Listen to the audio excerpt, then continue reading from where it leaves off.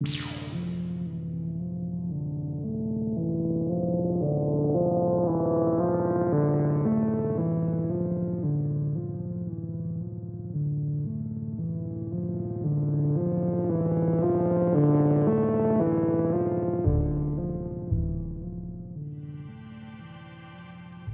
we begin, we have seen that the goddess Ishtar acquired a sacred character around 2900 BC. We learn that the sun god resides within her. It is in Anna. A variant term for Malak is Mamatim, or Anunnaki, an angel or angels of malintent. Malakai is plural, which refers to the seven aspects of one. For example, Anunna is singular, Anunnaki is plural. And here today we learn that Malak is used in later times to alter narratives. Let us begin.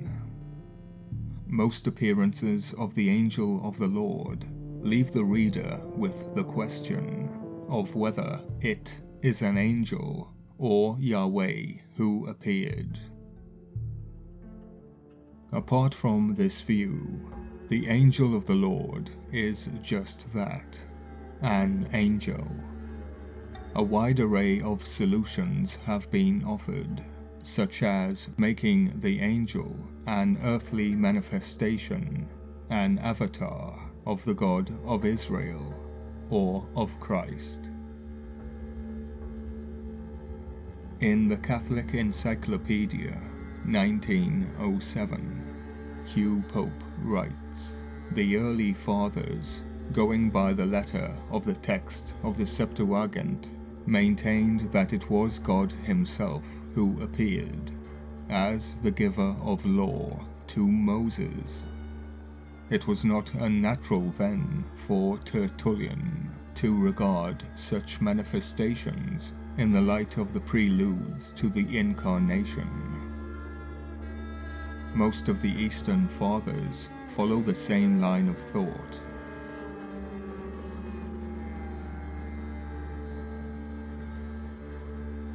Hugh Pope quotes the view of Theodoret that this angel was probably Christ, the only begotten Son, the angel of great counsel, and contrasts Theodoret's view with the opposite view of the Latin Fathers, Jerome, Augustine, and Gregory the Great, that it was no more than an angel, a view that he says was destined to live in the Church.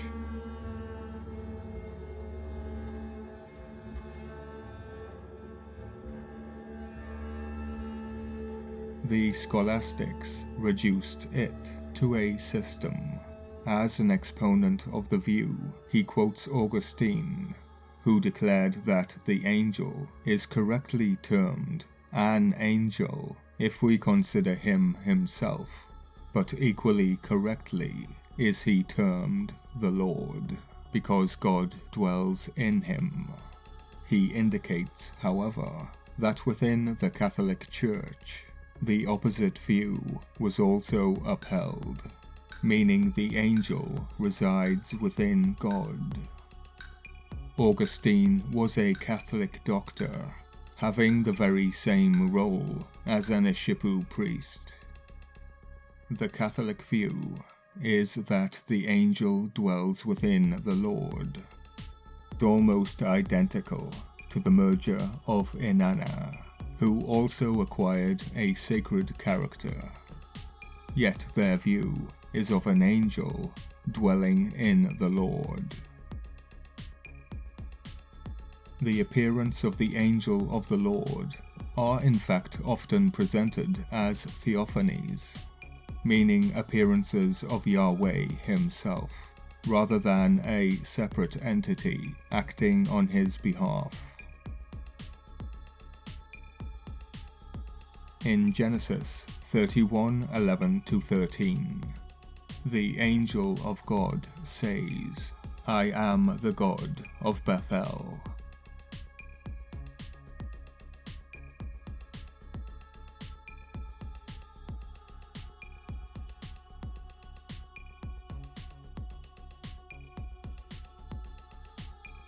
In Exodus 2:3-6, the angel of Yahweh appeared to Moses in the flame of fire, and then Yahweh says to him, "I am the God of your father."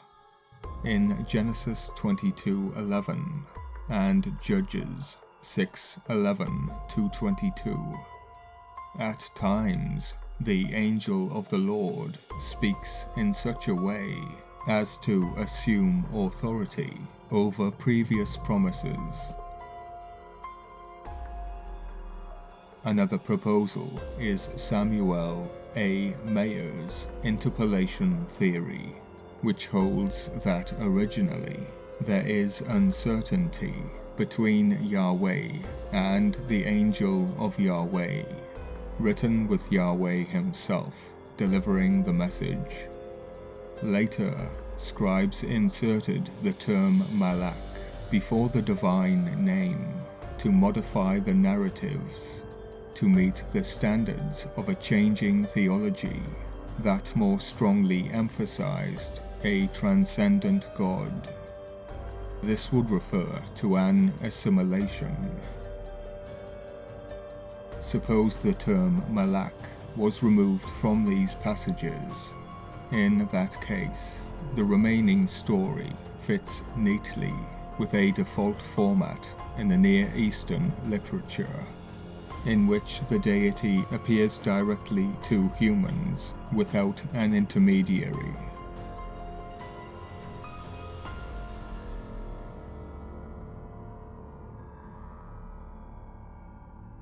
The addition of Malak does not require any change in the form of the verbs connected to it, since both Malak and a deity, such as Yahweh or Elohim, are of masculine grammatical gender, and since the noun, before which Malak is introduced, remains unaffected on a consonantal level.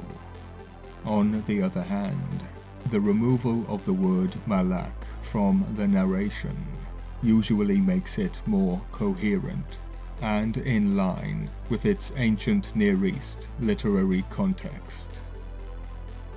Although Kozior favors this interpolation theory, he mentions some unsolved difficulties connected with it, the large number of similar Theophanies in which the word Malak has not been added to the names of Yahweh and Elohim.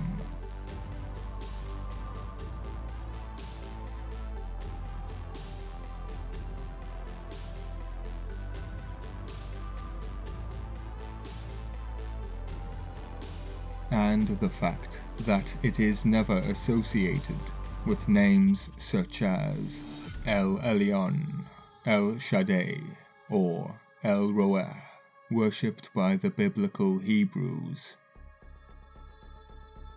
Kozior fails to see that El refers to El-Ohim, and Malak is known as Malak Elohim. The date and content of the Theophanies would have revealed whether or not Malak was added earlier or later removed.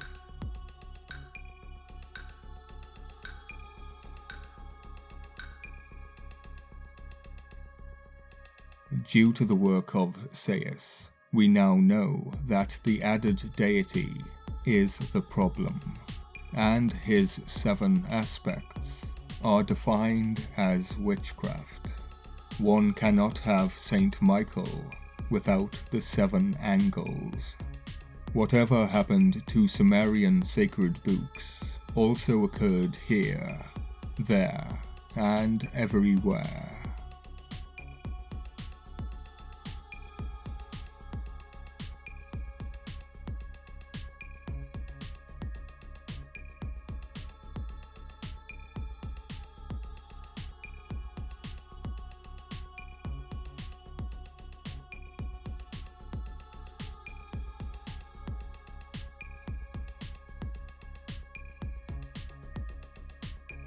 the angel of the Lord says, "We are told, but we do not listen."